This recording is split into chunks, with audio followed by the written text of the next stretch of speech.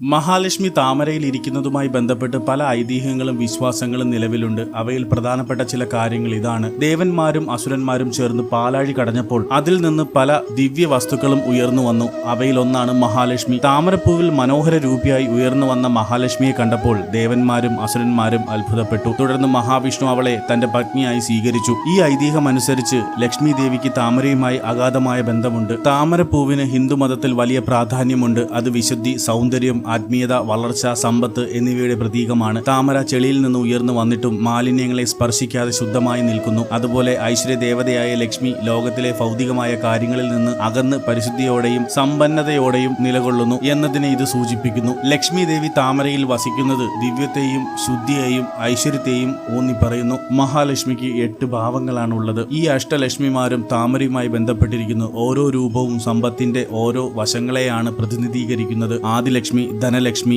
ധന്യലക്ഷ്മി, ഗജലക്ഷ്മി, സന്താനലക്ഷ്മി, വീരലക്ഷ്മി അല്ലെങ്കിൽ ധൈര്യലക്ഷ്മി, വിദ്യാലക്ഷ്മി, വിജയലക്ഷ്മി. ഓരോ അവതാരവും സമ്പത്ത്, ഫലഭൂയിഷ്ഠത, അറിവ്, വിജയം എന്നിങ്ങനെ ഐശ്വര്യത്തിന്റെയും അനുഗ്രഹത്തിന്റെയും വ്യത്യസ്ത വശങ്ങളെ പ്രതിനിധീകരിക്കുന്നു. ഇവരെല്ലാം താമരയിൽ വസിക്കുന്നവരായാണ് സങ്കല്പിക്കപ്പെടുന്നത്. ചുരുക്കത്തിൽ മഹാലക്ഷ്മി താമരയിൽ ഇരിക്കുന്നത് ശുദ്ധിയെയും ദിവ്യത്തെയും ഐശ്വര്യത്തെയും സമൃദ്ധിയെയും പ്രതീകപ്പെടുത്തുന്നു. താമരപ്പൂവിന്റെ പ്രാധാന്യം ലക്ഷ്മിയുടെ ആരാധനയിൽ അഭിഭാജ്യമാണ്. എല്ലാവരും വീഡിയോ കാണുന്നതിൽ വളരെ സന്തോഷമുണ്ട്. പക്ഷേ കുറച്ചു പേര് മാത്രമേ സബ്സ്ക്രൈബ് ചെയ്തിട്ടുള്ളൂ. Please like, share, subscribe. ജയ് മഹാലക്ഷ്മി.